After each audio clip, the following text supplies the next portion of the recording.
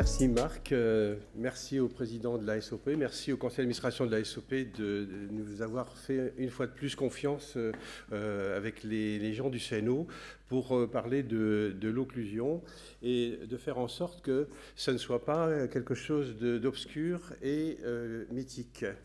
Donc la journée a été construite justement dans l'optique de la pratique quotidienne d'un omnipraticien, à savoir appréhender la globalité du sujet. Et pour cela, donc, nous avons construit une journée avec, en commençant par Olivier Robin, qui va nous parler des douleurs qui sont associées au DTM.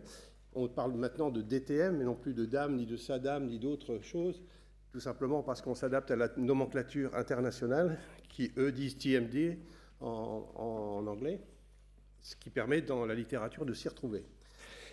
Nous poursuivrons avec Jean-Daniel Ortlib pour vous expliquer la classification, les diagnostics et les stratégies thérapeutiques qui sont en fait mises en place en fonction du tableau clinique.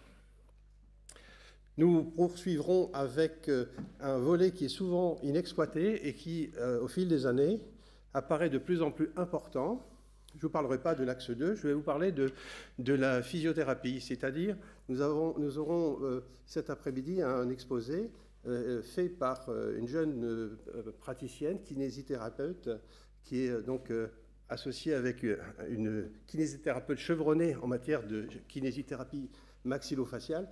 J'ai nommé Inès de Monceau, que vous voyez ici, qui n'a pas encore l'habitude d'être sur l'estrade et qui s'est mis un peu en retrait, mais vous verrez qu'elle connaît bien son sujet. Et puis, on parlera ensuite, parce que, évidemment, dès qu'on parle d'occluso, on parle de gouttière. Mais on va se rendre compte, à la suite de cette journée, que la gouttière, c'est vraiment, je dirais, le dernier recours.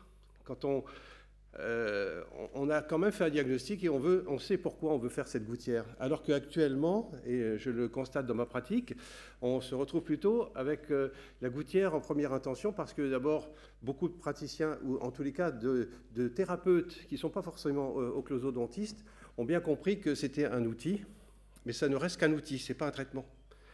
Et donc, savoir à quel moment et pourquoi on met une gouttière.